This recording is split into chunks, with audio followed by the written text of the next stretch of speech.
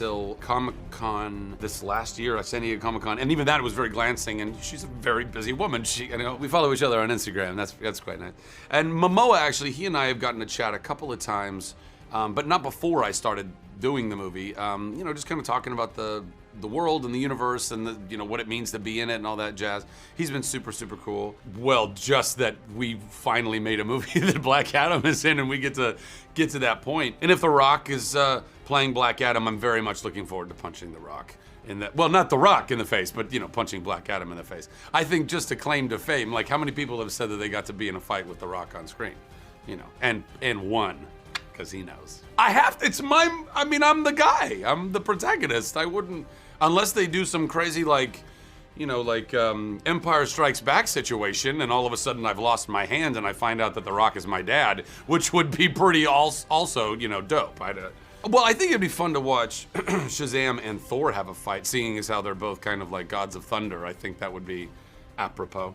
Well, the Justice League would beat Shazam. Well, Shazam is in the Justice League, but if he had to fight against all of the rest of the Justice League, I think he'd not fare all that well. I mean, he's very, very powerful, but Superman alone, he and Superman would be kind of a fair fight. And now you got to throw in Wonder Woman and Batman and Aquaman and Flash and Cyborg. That's just like a big, they would just hold me down and tickle me. It would be very embarrassing. I think I could fight against all of the other ones and beat them, except for Superman, that, as we've learned in the comics, they're very evenly matched. But I still think I could even beat Superman, depending on the day, you know what I mean? I think Superman, I think, given that we're very similar in our powers and stuff, and he's been doing it for a minute, and to have that kind of, mentor, if you will, it takes me under his wing and shows me the ropes, I think that'd be pretty fun.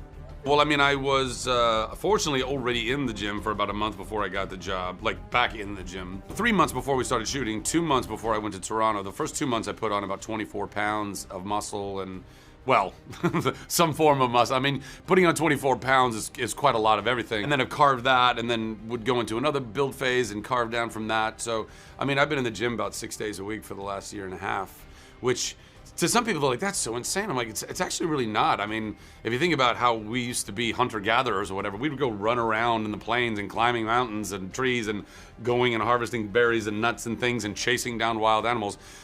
That was a lot of physical exertion that we used to do as Homo sapien, and now we typically we sit in chairs and we do this a lot, and oh God, going to the gym for an hour a day, how dare you?